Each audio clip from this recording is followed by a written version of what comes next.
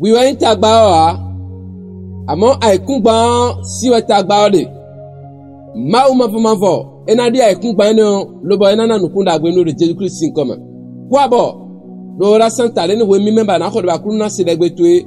Mina hando Marc chapitre 4 verset 5. Yurando. De waje awiyan kame.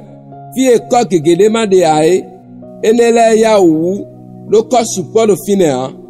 Jésus Christ wayi awiyan dodo edo zoedie. Ena blebo. Aikungba ena yo. Nou dagbe tuwe. Aikungba eko sien. Lobo mona nanu kuwa do kwezanto me do akpafwe le biyo. Ena diyo ebene aikungba ne lobo na bo. Lobo na nanu kuwa do Jésus Christ sinkome. Amen. Ma una na. Nou kwiti esi hudo aikungba tuwe do lobo na sisen dagbe. Ena na biwe do Jésus Christ sinkome. Amen. Fide bude andondo. Anamo nou dagbe lobo dudeme. Nou de bude na zombo. Okwezanto no hu. Kabi awa zano mokwea, kabi awa jo eno nande nuwe ya. Akunu nande numo koton lesin. Loba awa nuwa na mo ndeme lobo dudo Jésus Christ sinkome.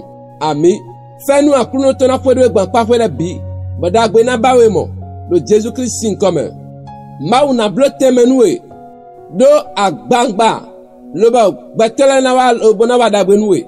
Lo Jésus Christ sinkome. Anayi gbetole lobo na buwa mo gbetole nukunde jiwe anayi. Le Jésus sinkome. Ami.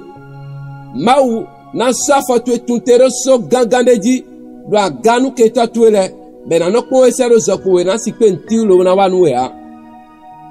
Eya yinu mimo sekwetemeton lobona yinu kona pakwele biro prezanto mena zotu esen liko ajotu esen liko ya nuwa nuwa bisian liko le Jésus Christ sinkome. Ami. Eya mauni nawe wozundo nuwa nuwa leme nunu ko ituyo ya ni ya wunu bi madonu kunton le Jésus sinkome. Amatola sona huwa amo ena damamu la kafwele bi banana sisen madonu kunton sisen jigba le Jésus sinkome.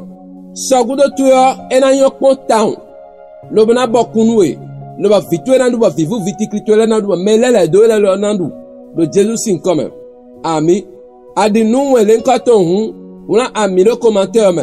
Nous partager ramele le dowele bo abonné wade chaîne ora santaton no ehongba na mo de link koton le Jésus Christ sinkome. Amen. FIFA akuno toni fwedowe.